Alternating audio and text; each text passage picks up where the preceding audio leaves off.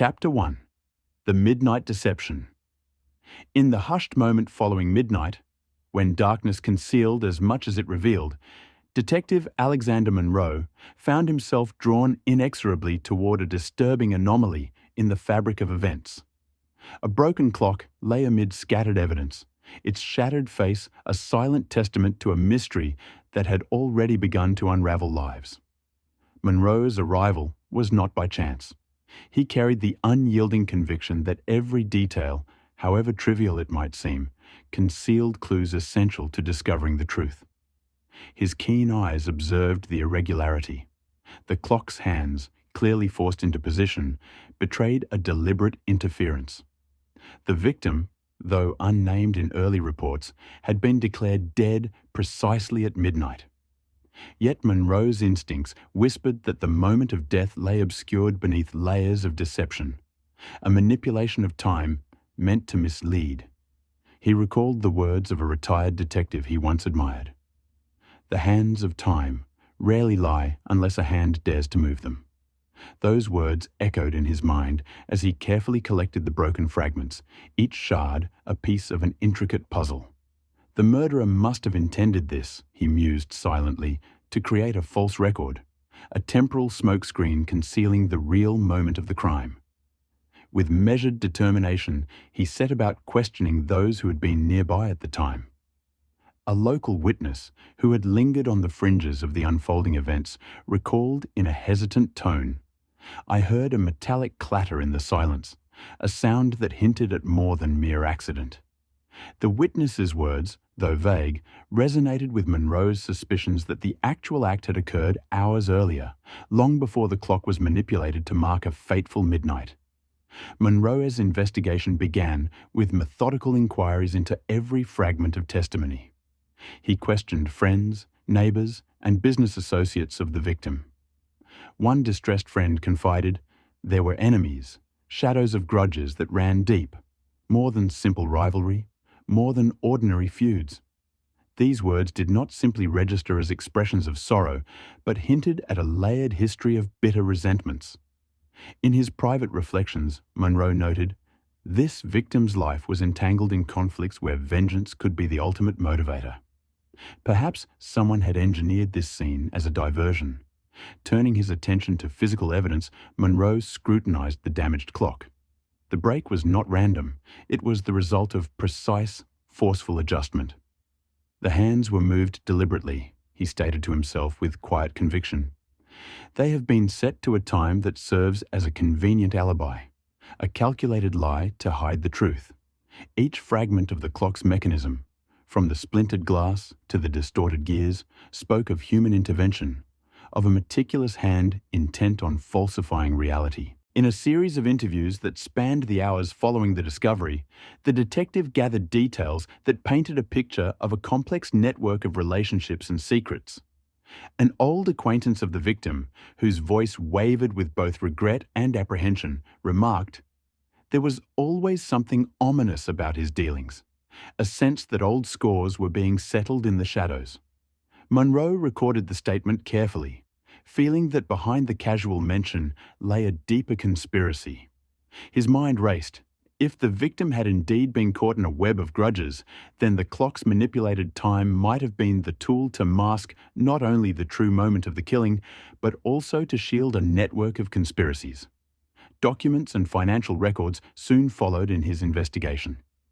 They revealed that the victim had been embroiled in a contentious business venture, one that had drawn the ire of powerful individuals. Monroe quietly observed, "A man's choices have consequences.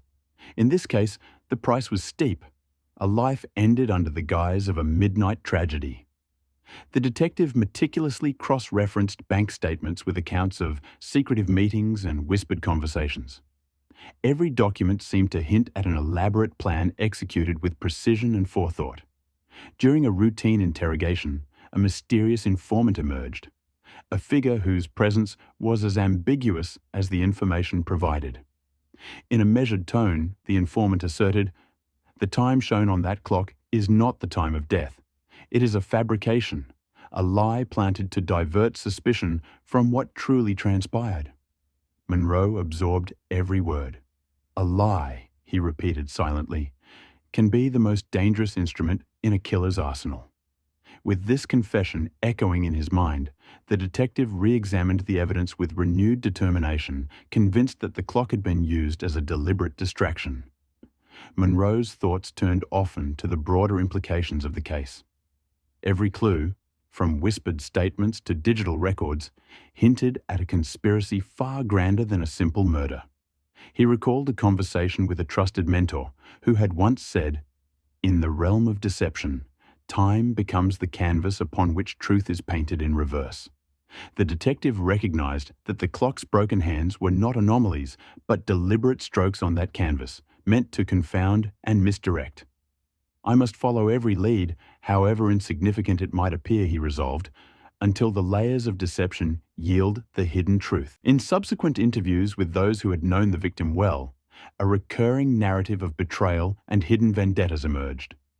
A longtime associate, with a voice heavy with regret, confided, "There were arguments that cut deeper than words, a betrayal that simmered beneath the surface, waiting for its moment to erupt."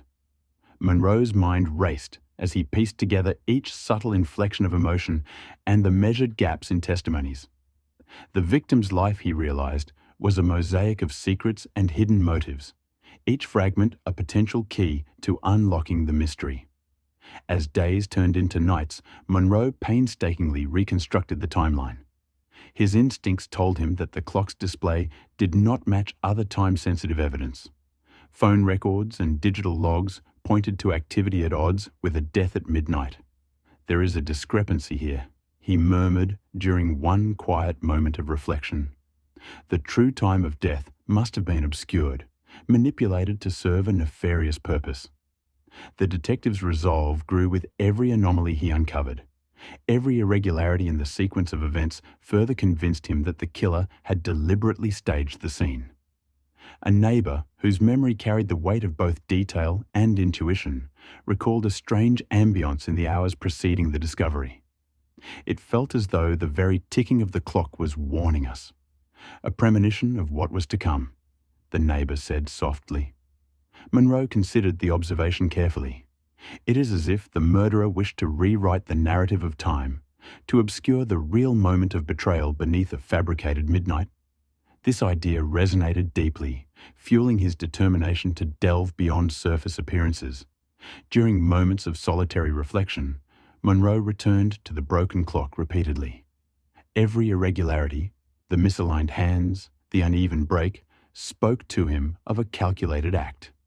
The adjustment of these hands was not accidental, he recorded in his journal. It was a deliberate act meant to establish a false alibi, to mark a moment in time that never truly existed. Each observation strengthened his resolve. The evidence pointed toward a killer who was not only ruthless, but possessed intimate knowledge of horology and human psychology alike. As he gathered further evidence, Monroe encountered a cast of characters whose lives had been irrevocably intertwined with the victim's fate. One enigmatic figure, known for his reticence and guarded demeanor, offered a cryptic piece of wisdom. "There are ties that bind us in ways we cannot easily fathom." Although the statement was veiled in mystery, Monroe sensed that the web of intrigue extended far beyond the immediate circle of suspects. Every person he interviewed, every account recorded, was like a thread in a complex tapestry.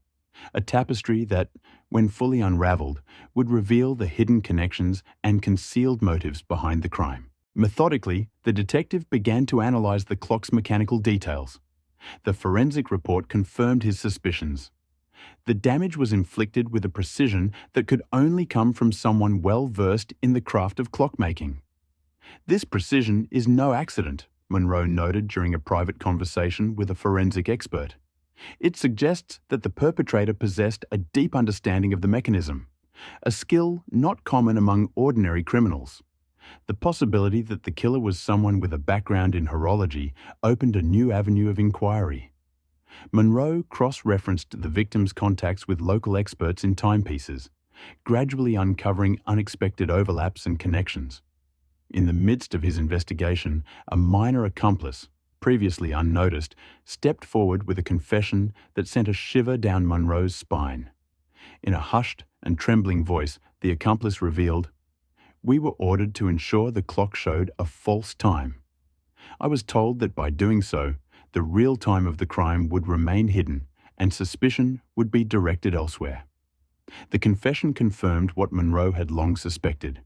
The clock was not merely a bystander, but an active instrument of deception. A murder staged in time, he thought, requires a murderer who not only kills, but also constructs an elaborate illusion. That realization spurred him onward with even greater intensity. In the days that followed, Monroe revisited every minute detail of the victim's final hours. He meticulously compared testimonies and cross-examined digital logs that, at first glance, seemed to support the official timeline. But as he dug deeper, discrepancies emerged. A call made at an odd interval here, a missed appointment there. The digital records, like the clock, hint at a manipulation of time, he noted during one internal review. If the killer can alter a physical clock, what guarantee is there that the timeline itself has not been tampered with? His thoughts turned to the possibility that the murder had occurred hours earlier than reported, with the clock's false reading serving as an alibi. Monroe organized meetings with key witnesses, including one elderly neighbor who recalled, "That night, time felt suspended. A moment when nothing was quite as it should be." The neighbor's quiet words resonated with the detective's own experiences. An unmistakable sensation that the natural order had been disturbed. Even ordinary people sense when time itself has been manipulated, he reflected. Their observations, though seemingly simple, often hide profound truths. Each such conversation added a new dimension to his understanding, further cementing his conviction that the clock's striking was a carefully orchestrated ruse. Determined to follow every lead, Monroe expanded his investigation to include the victim's personal correspondence. Letters and messages, filled with cryptic warnings and subtle hints of danger, provided glimpses into a life shadowed by betrayal. One letter in particular mentioned a secret meeting, a gathering arranged to settle old scores well before the anticipated midnight. The victim was trying to warn someone, perhaps even himself, Monroe surmised as he reread the faded ink. It is as if he knew that the final act would be cloaked in the guise of a midnight tragedy, when in truth the deadly deed had already been done. The realization deepened his understanding of the elaborate scheme. The clock was not simply a marker of time, but a diversion designed to mask an earlier, hidden murder. Concurrently, Detective Monroe arranged meetings with individuals whose professional expertise might shed light on the clock's tampering. In a quiet conversation with a renowned horologist, the expert explained, "The damage I observe is not a product of wear or random accident. It is the result of deliberate, precise force. Only someone with a profound understanding of the inner workings of such a device could execute such a modification without raising immediate suspicion." Monroe listened intently, recording every detail. "This confirms my belief," he said, quietly afterward, "that the killer was both methodical and ingenious, capable not only of cold-blooded murder, but also of crafting an alibi with the tools of his trade." Even as the investigation delved deeper into technical details and personal vendettas, another breakthrough arrived in the form of encrypted messages received anonymously. The messages, brief and enigmatic, stated, "The hour before midnight holds the secret, and when the clock stands still, truth awakens." Monroe's pulse quickened as he deciphered their meaning. They reinforced his growing theory that the true murder occurred well before the fated stroke of midnight, a time deliberately obscured by a false display. "This is the thread I must follow," he declared, "the thread that unravels the tapestry of deception and reveals the true chronology of events." His determination solidified with each new revelation, and he prepared to trace the implications of the cryptic clues. In a covert meeting with a long-trusted informant, whose identity was known only to a few, Monroe received a final damning piece of the puzzle. In a tone marked by urgency and caution, the informant said, "The time recorded on that clock is a fabrication. The real act was committed in the hours before midnight, when the world was unsuspecting. Look beyond the manufactured moment. Find the truth hidden in the gaps. These words, delivered in a whisper that carried the weight of profound certainty, spurred Monroe on. He realized that the killer had constructed an alibi by manipulating time itself, a ploy designed to deflect attention and secure an escape from suspicion. Driven by this insight, Monroe embarked on a relentless campaign to reassemble the timeline. He pored over phone records, cross-referenced digital logs, and re-interviewed every associate and acquaintance who had come into contact with the victim. In a long, reflective session with a business partner who had once felt betrayed, the partner admitted, "I never believed the victim would meet his end in such a staged manner. We argued, we clashed, but this feels premeditated, as if someone wanted to rewrite the story." Monroe's mind whirled with the implications. A personal grudge may be at the heart of this, he considered, but personal vendettas rarely result in such meticulous planning unless the perpetrator is determined to leave no trace of the true moment of death. Each new piece of evidence confirmed what Monroe had long suspected. The clock, with its manipulated hands and carefully set time, was a decoy, a deliberate misdirection designed to cloak a murder committed hours earlier. "The killer has used time as a weapon," he recorded in his final notes for the day, forging an alibi out of a manipulated moment. The true tragedy lies not at midnight, but in the hidden hours before it. That single conviction, distilled from the chaotic mass of clues, became the cornerstone of his theory.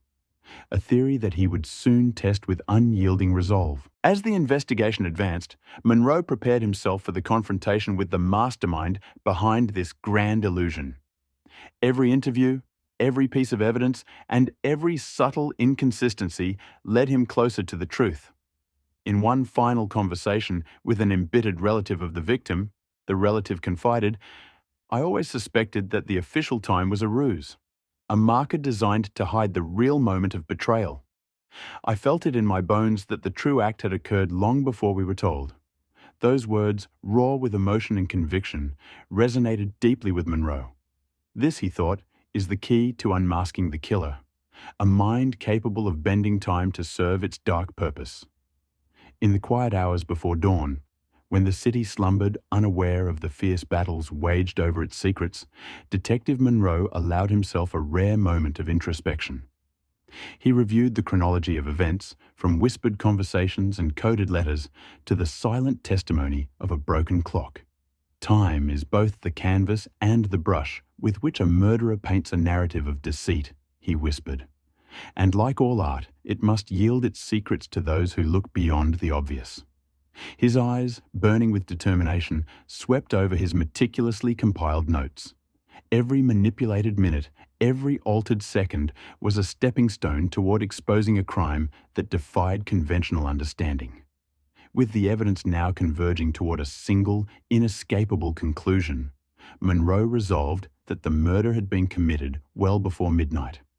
The clock that struck twice was a symbol of the killer's cunning, a tool used to fabricate an alibi and hide the true moment of death behind a veil of orchestrated misdirection. "I will expose the truth hidden in the echoes of manipulated time," he vowed quietly as he closed his journal for the night. No matter how artfully it is concealed, time will ultimately reveal all. Thus ended the first chapter of an investigation that would challenge not only the natural order of events, but also the very nature of truth itself. Detective Alexander Monroe, driven by an unwavering determination and armed with every piece of evidence, stepped forward into the uncertain morrow. Every whispered word, every manipulated second was a clue in the grand puzzle. A puzzle that, when solved, would expose a criminal mastermind who dared to rewrite time. As he left his office that night, the broken clock remained a silent testament to the audacity of deception, a reminder that even in the dead of night, truth was waiting to be uncovered. In the final moments before dawn, as the city lay in a deceptive calm, Monroe paused to reflect on the journey ahead. "The clock that struck twice is not simply a marker of time," he murmured to himself. "It is the embodiment of a lie. one that I will dismantle piece by piece until the true moment of death is revealed. With that solemn promise, he turned away from the evidence, ready to confront a web of deceit that spanned not just hours, but the very essence of time itself. His resolve, as unyielding as the march of the seconds, ensured that every manipulated moment would eventually be laid bare. And so, with the mystery deepening and the stakes rising, Detective Monroe embarked on the next stage of his quest, a journey to unmask the killer who had dared to challenge the immutable flow of time. The battle between truth and deception had only just begun, and the clock's silent testimony would be the guiding light through the labyrinth of lies that had ensnared so many. In that determined silence, amid the hidden currents of a manipulated night, the promise of justice echoed. No matter how deeply the truth was buried in the sands of false time, it would one day resurface. Chapter 2. The Unraveling of Time. Detective Alexander Monroe awoke with the residue of his relentless thoughts still pulsing through his mind. He recalled the day's revelations with unwavering focus as he methodically organized every shred of evidence that had come to light. In his own measured tone, he recorded, "The truth hides within the minutiae of each manipulated second, waiting for me to reclaim it." His determination drove him to revisit the timeline he had painstakingly compiled, a timeline that now appeared fractured by intentional design. Monroe began by interrogating a series of acquaintances whose accounts had hinted at inconsistencies. He met with the business partner who had earlier confessed, and in a measured tone the partner said, "I always suspected that our dealings concealed deeper grudges. The victim's life was a battleground of secrets." The partner's voice resonated with regret, and Monroe noted, "Every whispered confession adds another piece to this labyrinth of deception." He continued, "I must pursue every lead, every murmur of discontent, until the hidden truth is fully exposed." He then returned to the acquaintance who had once mentioned a secret meeting arranged to settle old scores. The acquaintance, his voice low and remorseful, declared, "I heard that hours before midnight, a clandestine meeting was held. I knew something was amiss, but fear kept me silent." Monroe absorbed the revelation, his inner monologue affirming, "The meeting was the crucible where plans were forged and the victim's fate sealed. The clock's false strike was but a smokescreen covering the true moment of death." In a quiet moment, he recorded in his journal, "The earlier hours hold a darkness that no manipulated clock can conceal." Determined to probe further into the timeline, Monroe re-examined phone records and digital logs with the precision of a master clockmaker. "There is an irregularity in the records," he observed aloud in his private study. "A series of calls made during the early evening, calls that do not match the official time of death." His investigation led him to a long-forgotten message stored on a secure server, a message that stated simply, "Before midnight, the deed was done." Monroe's heart pounded as he pieced the fragments together. The murder had been executed well before the clock was tampered with to signify a fated midnight. In a conversation with the forensic analyst who had scrutinized the clock's inner workings, the analyst stated, "The mechanism was altered with deliberate care. I have rarely seen such precision outside of a craftsman's workshop." Monroe responded quietly, "This confirms the killer's expertise in both timepieces and deception. The manipulation was not random, but an artful execution designed to mislead." The analyst's measured tone left no room for doubt, and Monroe felt the weight of every second carefully reset by the murderer. The detective then arranged a discreet meeting with the minor accomplice who had earlier confessed to adjusting the clock. The nervous accomplice's voice trembled as he said, "I was forced into it. They told me the clock had to be set to midnight, even though the act happened long before." Monroe's gaze was steady, and in a tone that blended authority with empathy, he remarked, "Your confession confirms that time was used as a weapon to disguise the truth. Every manipulated moment now brings us closer to the mastermind." The accomplice's eyes filled with regret as he added, "I wish I could change what I did." Monroe responded softly, "Regret may be a beginning, But truth is our final destination. Reinvigorated by these revelations, Monroe focused on linking the disparate elements of the case. In his methodical fashion, he reassembled every conversation, every statement, and every piece of evidence that had accumulated. The victim's personal letters, financial records, and even the digital footprints all point to a murder orchestrated with cold calculation, he stated in a reflective tone. Every element of this crime was engineered to deflect suspicion and rewrite the timeline. In this moment of clarity, he vowed, "I will reconstruct the true chronology and expose the killer for who they truly are." As the investigation deepened, Monroe's next step was to confront the enigmatic figures connected to the victim's world. He sought out an influential friend of the victim, whose tone was measured yet burdened by secrets. The friend confided, "I was aware of threats that loomed over the victim's life. There were warnings, but none I could decipher until now." Monroe's eyes narrowed in thought. Warnings must be heeded. They are breadcrumbs left behind by someone who knew the plan was unfolding. The friend continued, "It seems that the true act of betrayal was planned in the early hours, far before the clock was made to mislead us." Monroe recorded this with solemn emphasis. The earlier hours harbor the darkest truths. In another series of interviews, a former associate of the victim recounted details that further deepened the intrigue. With a tone that trembled between sorrow and fury, the associate explained, "There were secrets that no one dared speak of openly." The victim was caught in a web of personal vendettas and corporate rivalry. Monroe's internal monologue resonated. Every rivalry and grudge is a potential motive. The clock was not only a tool of misdirection, it was the symbol of an elaborate betrayal. The associate added, "I have long believed that someone close had a hand in this, someone who understood the value of manipulating time to their advantage." Monroe noted, "The killer was not an outsider, but someone intimately entwined with the victim's life." Determined to trace these connections further, Monroe compiled every record and every whispered rumor into a coherent picture. If the clock was altered to produce a false alibi, then the murderer must have known exactly when to act and when to vanish, he mused aloud. His thoughts raced as he recalled a conversation with a longtime confidant who had once remarked, "Time is a fickle mistress, but in the hands of the determined, it becomes a weapon." Monroe responded, "Indeed, time is both an accomplice and an adversary in this case, for every tick conceals a secret and every tock holds a clue." The breakthrough came unexpectedly when a trusted informant provided an account of an obscure meeting held in the early hours. In a hushed tone, the informant stated, "I overheard plans that spoke of a rendezvous before midnight. There was talk of settling scores and sealing fates." Monroe listened intently, feeling the gravity of the revelation. This meeting was the stage upon which the true murder was orchestrated, he thought.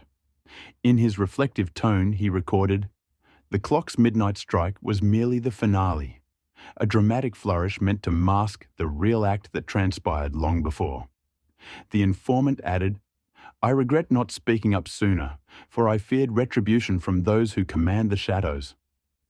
Monroe reassured him, saying, "Your information is invaluable. It is the truth that will bring light to this darkness." In his relentless pursuit of clarity, Monroe re-examined the victim's diary, a collection of candid reflections and veiled warnings. Within its pages, he discovered references to a planned confrontation and hints of an impending betrayal. The victim knew, Monroe noted, that there were forces at work beyond his control. His words speak of an inevitable downfall orchestrated by someone who manipulated time as one would a mere prop. He whispered to himself, "Every entry in this diary is a clue, a subtle indication that the murder was premeditated long before the clock was forced to strike." As the investigation advanced, Monroe's inquiries turned toward an expert in digital forensics. The expert confirmed that the phone records and emails contained anomalies that aligned with the hypothesis of an earlier murder. "The digital trail does not corroborate a death at midnight," the expert stated in a firm, matter-of-fact tone. "There is evidence of activity that contradicts the official timeline." Monroe absorbed the findings, remarking quietly, "The digital evidence reinforces the notion that the killer orchestrated a temporal illusion, a false alibi based on the manipulation of time." The expert continued, "It appears that the murderer ensured that all digital footprints converged toward the fabled midnight, while in reality, the true crime occurred in the preceding hours." Monroe recorded the expert's words with deep resolve. Every manipulated byte of data now serves as a testament to the art of deception. In another pivotal conversation, Monroe met with an old family friend of the victim. The friend's voice was heavy with sorrow and reluctant truth as he said, "I always suspected that the victim was caught in a trap of his own making, a trap designed by someone who held his trust and then betrayed it at the critical moment." Monroe listened, his eyes reflecting both compassion and steely determination. "Betrayal by someone so close is the gravest sin," he noted, "and the evidence now suggests that this betrayal was meticulously planned. The clock was nothing more than a decoy to lure us into a false sense of security." The family friend added, "There were whispered discussions about debts and past wrongs that could only be settled by extreme measures." Monroe recorded this with careful precision. "The deeper the betrayal, the darker the secret. And the darker the secret, the more elaborate the deception." A turning point in the investigation came when Monroe revisited the encrypted messages.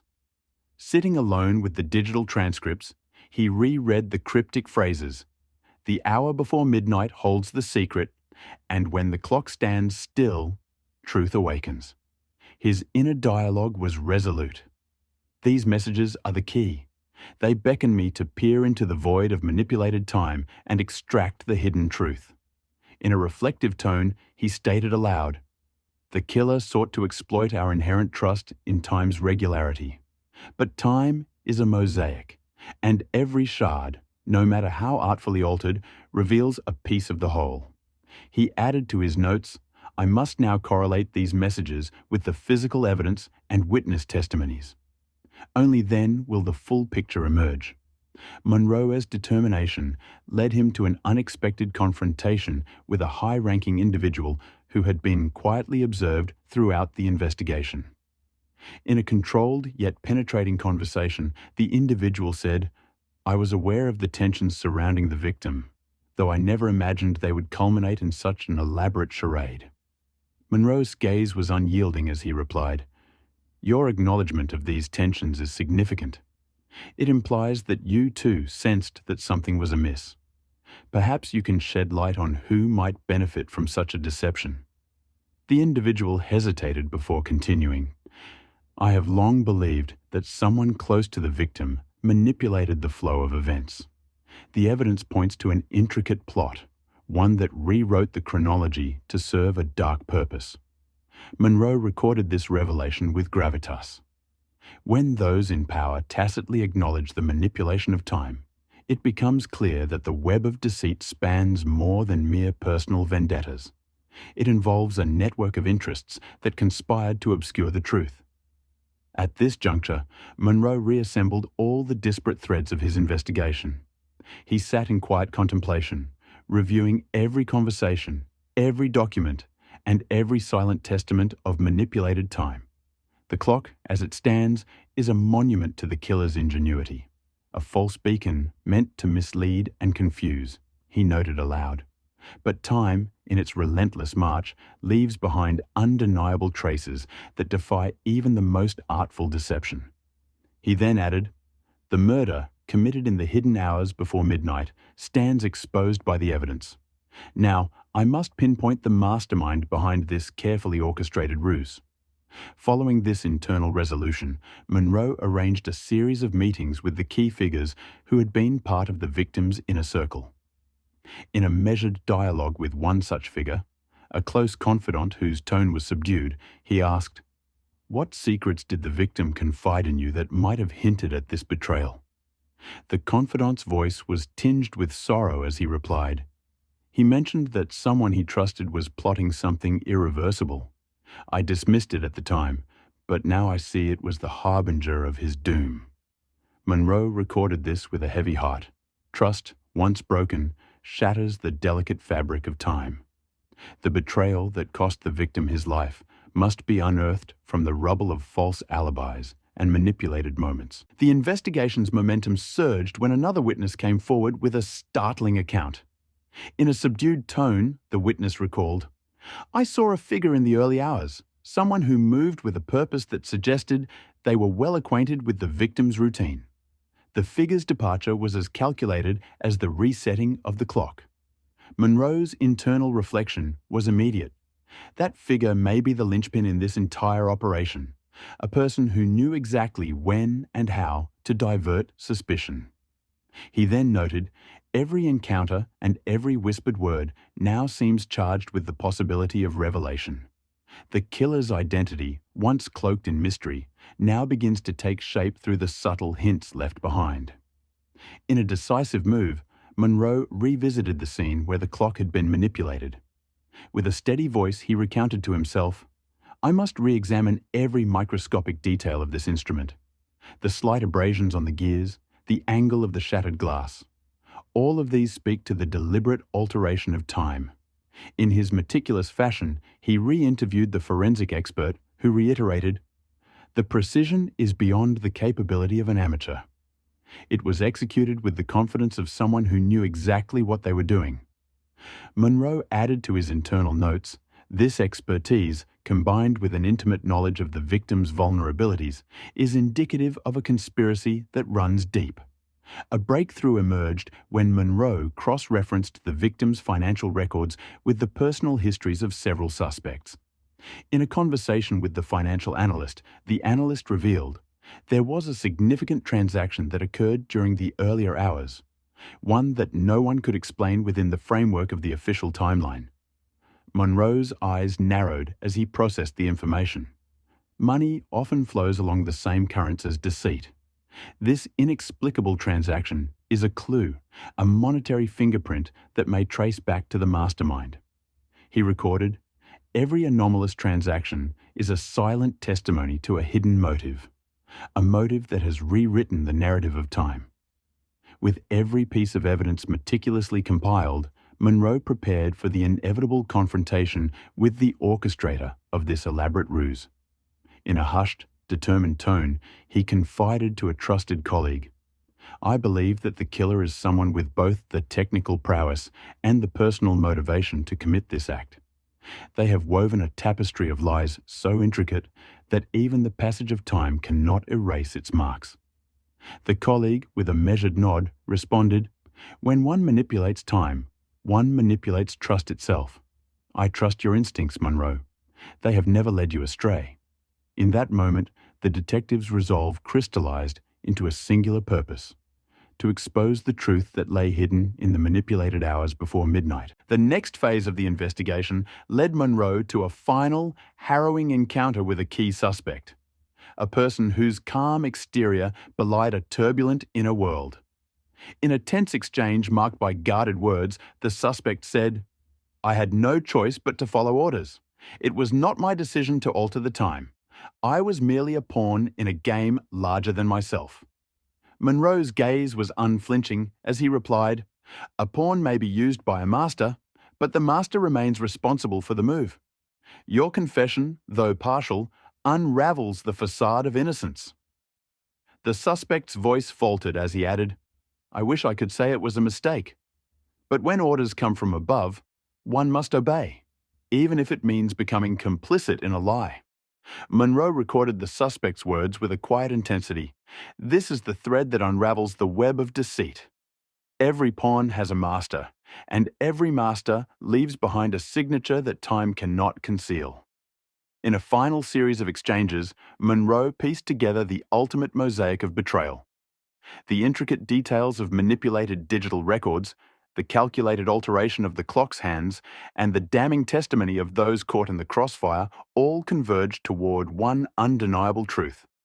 The murder, executed in the hidden hours before midnight, was not the work of a solitary, impulsive mind, Monroe declared as he compiled his final report. It was the product of a carefully orchestrated conspiracy. A betrayal by someone who not only sought personal gain, but intended to shift the very fabric of time to create an unassailable alibi. In a reflective monologue as he closed his report, Monroe recounted, "Every minute of deception has now been accounted for. The false clock was merely the stage for a drama that played out long before its final act at midnight. I have learned that when time is used as a tool of deception, every manipulated second becomes both a clue and a confession." His pen scratched fervently over the final words as he vowed, "I will bring this conspiracy into the light, for time itself shall testify against those who dare to twist its course." As the day waned into a moment of quiet resolution, Monroe convened with his team to outline the strategy for the impending arrest of the mastermind. In a measured tone, he explained, "The evidence is irrefutable. The clock that struck twice was a diversion, a calculated lie designed to mask a murder committed long before midnight. We now have the threads of motive, the digital imprints of deception, and the confession of those manipulated to serve the killer's purpose." His team listened intently, and one colleague remarked, "Your determination and attention to detail have unearthed truths that many would have dismissed as coincidences." Monroe responded, "It is not coincidence, but the deliberate construction of a false narrative that we must now dismantle piece by piece." In the ensuing hours, Monroe's team orchestrated the legal and tactical maneuvers required to bring the conspirators to justice. Every piece of evidence, the altered clock, the encrypted messages, the digital records, and the testimonies of those ensnared, was laid bare before the authorities. "The moment of reckoning has arrived," Monroe pronounced during a final briefing. "We shall confront those who dared to rewrite time and reclaim the truth that has been hidden for far too long." The room was silent as each member absorbed the gravity of their task, knowing that justice would soon come for those who had manipulated the very essence of time. In the quiet aftermath of the confrontation, as the mastermind was led away in a somber procession of legal retribution, Monroe reflected on the journey that had led him here. He mused, "Time is the silent keeper of our truths, and even when tampered with, it eventually reveals its secrets."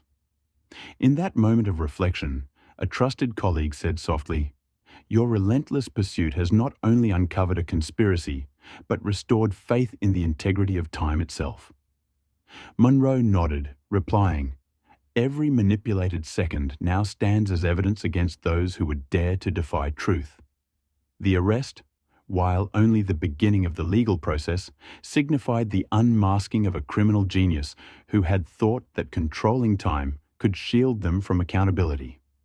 In a measured tone during his final debrief with the investigating team, Monroe stated, "Let this case be a reminder. No matter how intricately one weaves lies, time will eventually reveal the true order of events." His words resonated deeply, for they encapsulated the culmination of a long struggle against deception and betrayal. In the days that followed, as legal proceedings took shape and the conspiracy was methodically dismantled, Monroe continued to reflect on the lessons learned. He recorded in his journal, "The clock that struck twice was a masterpiece of misdirection. Yet every false note in its chime contributed to the symphony of truth that I have now uncovered." With every entry, he affirmed that the battle between truth and deceit was fought not only in the physical realm, but in the very fabric of time itself. As the investigation drew to its formal conclusion, Monroe took a solitary moment to observe the now silent clock. In a tone marked by both melancholy and satisfaction, he remarked, "This broken timepiece now stands as a relic of deception, a reminder that even when time is twisted, its inherent nature remains unyielding." He added, "I have learned that every manipulated moment, every carefully orchestrated lie, eventually dissolves in the light of truth." With that, Monroe acknowledged the bittersweet victory. Justice had been served, yet the scars of betrayal would linger in the memories of those who had suffered. In the final pages of the case, Monroe's reflections wove together the many threads of the investigation. Every whispered confession, every altered record, and every meticulously manipulated second now served as a testament to the resilience of truth. He recorded in his final report, "The true moment of death was hidden in the earlier hours, obscured by an elaborate alibi forged with both mechanical precision and human cunning. Yet, the relentless march of time has laid bare the secrets behind that deception." His words, simple yet resolute, echoed the conviction that truth, however delayed, is inevitable. As the sun rose on a new day, the city awoke to a restored order, a reality where manipulated time no longer held sway over justice. Monroe, his work now complete, contemplated the nature of human deceit and the inexorable flow of time. Every second matters, he mused, and even when altered by a criminal mind, those seconds ultimately return to reveal their true value. In that reflective moment, he vowed to remain ever vigilant, knowing that the battle between truth and deception is a timeless one. In the aftermath of the case, as the legal system moved to mete out consequences to those who had engineered the deception, Monroe's reputation as a detective of unparalleled persistence and insight was solidified. His colleagues recalled his unwavering commitment, and one remarked in quiet admiration, "Monroe never lets even the smallest detail escape his notice." It was his belief in the sanctity of time that uncovered the entire conspiracy. Monroe simply replied, "Time is the ultimate arbiter. It never lies, even when we try to force it into silence." Thus, the legacy of the victim was honored not only through justice served, but through the revelation of a truth that transcended the ordinary passage of time. In his closing reflections, Monroe recorded, "The murder that was meant to be hidden behind a false midnight has been laid bare. The clock that struck twice now sings a dirge for those who attempted to rewrite history." His final words, etched in ink and memory, served as both a caution and an inspiration. Deception may manipulate time, but in the end, truth will always reclaim its rightful moment. And so, as the echoes of manipulated seconds faded into the past, Detective Alexander Monroe emerged with a newfound understanding of the interplay between time and truth. His journey through the labyrinth of lies had not only brought justice to a victim, but had also reaffirmed his belief that every moment, no matter how altered, eventually returns to illuminate reality. In a measured tone, he concluded, "The clock's false strike was but a fleeting illusion, one that I have now shattered with the weight of truth. Let this case be a testament to the inexorable power of time and the unyielding pursuit of justice.